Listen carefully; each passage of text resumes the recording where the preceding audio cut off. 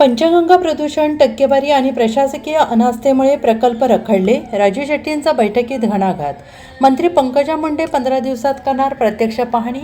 पंचगंगा नदीच्या वाढत्या प्रदूषणासंदर्भात मुंबईत पर्यावरण मंत्री पंकजा मुंडे यांच्या अध्यक्षतेखाली एका महत्त्वपूर्ण बैठकीचे आयोजन करण्यात आले होते. या बैठकीत स्वाभिमानी शेतकरी संघटनेचे नेते आणि माजी खासदार राजू शेट्टी यांनी कोल्हापूर आणि इचलकरंजी परिसरातील प्रदूषणाची भीषण वास्तवता मांडत प्रशासन आणि लोकप्रतिनिधींवर तीव्र शब्दात प्रहार केला.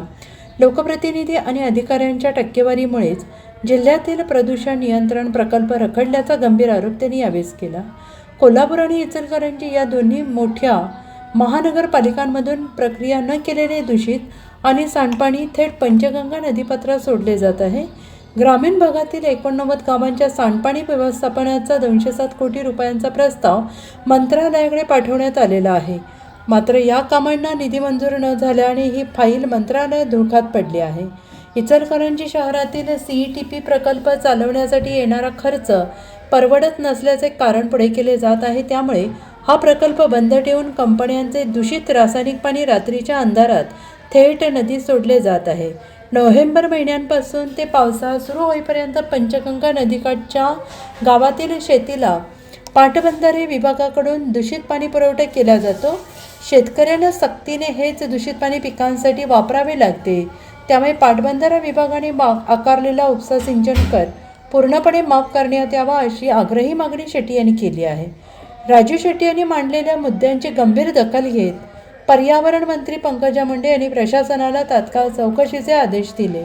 तसेच येत्या 15 दिवसात आपण स्वतः कोल्हापूर जिल्ह्यात पंचगंगा नदीकाठच्या गावांना प्रत्यक्ष भेट देऊन या संपूर्ण परिस्थितीची पाहणी आणि आढावा घेणार असल्याचं जाहीर केलंय. पंकजाताई मुंडे यांच्या अध्यक्षतेखाली मंत्रालयामध्ये एक बैठक झाली.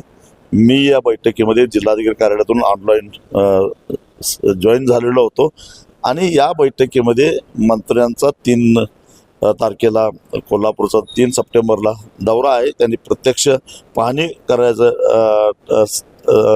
करणार असल्याचं सांगितलेलं आहे. आणि एकूणच पंचगंगेचं प्रदूषण, त्याची भयानकता, CETP असून सुद्धा त्याचा वापर न करणं, त्याचा खर्च परवडत नाही म्हणून ZLDसाठी 750 कोटी रुपये इचलकरंजी शहराला मंजूर झालेले असताना सुद्धा आणि त्याचं वर्क ऑर्डर निघून 1 वर्ष झालं. ऑगस्ट 2025ला वर्क ऑर्डर निघून सुद्धा प्रत्यक्षामध्ये काम फारसं चालू झालेलं नाही आहे. टक्केवारीसाठी ते आणलेलं आहे. हे सारे मुद्दे त्या ठिकाणी मांडले आणि शेतकऱ्याला त्याचा जो त्रास होतोय उन्हाळ्यामध्ये, शेतामध्ये गेल्यानंतर पायाला खाज सुटणं, पायाला जखमा होणे, इतका त्रास, इतकं प्रदूषित पाणी शिरोळ आणि हातकणंगले तालुक्यातल्या शेतकऱ्यांना वापरावं लागतं. तेच पाणी जनावरं पितात, तेच पाणी दुधामध्ये येतं, तेच पाणी चाऱ्याला जातं, तेच पाणी पोटात येतं आणि त्यामुळे भाजीपाला त्याच्यावर पिकतो. आरोग्याच्या दृष्टिकोनातून ते अत्यंत घातक आहे.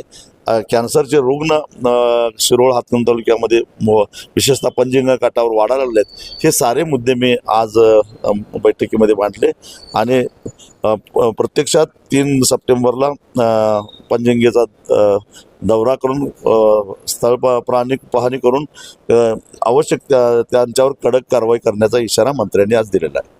Bureau report SBN Marathi, Kolhapur.